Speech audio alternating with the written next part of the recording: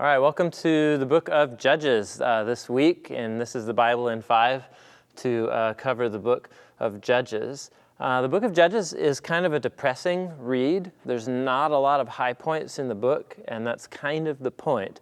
The book as a whole is exploring the corruption, the sin, the selfishness of the people of Israel and of the human heart, and what happens to a whole society when people are so broken.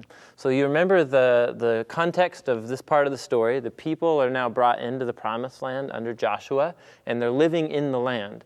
That's what chapters 1 through 3 kind of give you the setting of the book.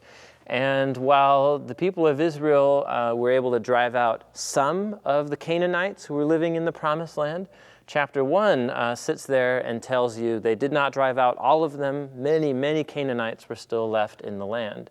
And so the whole point of them driving the Canaanites out was the Canaanites who are a morally corrupt people. They worshipped a number of other gods, and the way of worshiping those gods involved child sacrifice and sexual rituals and so on. And so they didn't drive out many of those peoples. And so the people of Israel began to worship those gods and to practice the same kinds of lifestyles as the Canaanites. And so this whole problem is set up for us in the first few chapters here, where they don't drive out the Canaanites, and therefore they become morally corrupt. And so they're living in the land, and these chapters form an introduction, and they introduce you to a pattern that the people of Israel are going to go through many times. Namely, that they sin, they follow the lifestyle of the Canaanites in some way, and so as a result of their sin, God allows them to fall under the oppression of different Canaanite rulers or leaders or whatever. And so then the people see the error of their ways, they crawl out in repentance, and Yahweh raises up deliverance, or a deliverer for them. And these deliverers are called judges. And the judges save them through battle or something and then bring a time of peace, and then only to have the people sin again, live like the Canaanites, and the cycle goes on and on. The whole body of the book, chapters 3 through 16, is Israel repeating this cycle over and over and over again, nearly 10 times. And the deliverer, the judge who God raises up to rescue the people, changes. So it begins with a guy, with stories about a guy named Ehud, who's it's a really violent, gory story. Middle school boys will love the story about Ehud, but it has violence and murder and stabbing and blood and everything.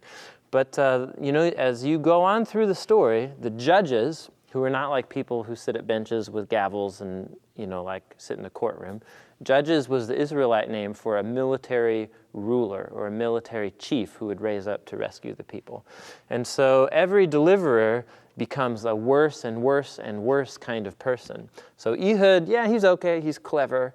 Then you get a guy named Gideon, and he's pretty good, but he makes some really horrible, horrible mistakes.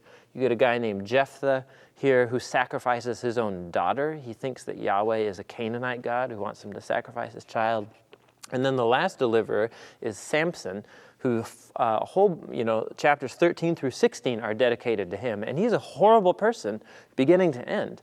But God uses him, even despite his sin, to bring deliverance for the people. So this whole section of the book is just showing you how horrible things have got in Israel. They live like the Canaanites. There's no difference from the Canaanites. They're not faithful to the covenant. They don't remember God's grace. They're living however they want to. And it's really kind of depressing. So the last few chapters of the book here, 17 through 21, have a key phrase that's repeated 4 different times. And it reminds you that while they had judges and rulers, Israel has gotten out of control in their sin, and there is no king. There's no one ruler who can bring justice or establish justice and goodness to remind the people of the covenant. It's just like a heyday.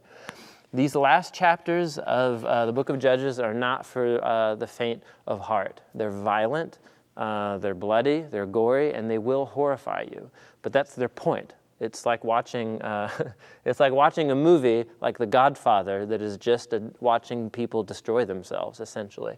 And so that's what these stories do. And what they essentially tell you is that both in terms of their religious devotion and in their moral character, the Israelites are corrupt and falling apart.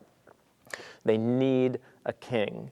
And so the book ends on a pretty dark note, just saying the people of Israel are doing whatever they want, and they have no king to rule them, which is a perfect setup to the books that are going to follow. The book of Ruth, which tells you the lineage of King David, and then the book of Samuel, which is all about the rise of the kings in the people of Israel. So the book of Judges tells you about the cycle of God's people, and if you can't find your own story in this cycle right here, you're just not paying attention, really. And so this is very much a story that's meant to help us explore the brokenness of our own hearts, about God's faithfulness to deliver us, even when we fall into sin and its consequences. And it's ultimately a book pointing us to God's grace in providing a king who will lead his people into do what is right and what is just.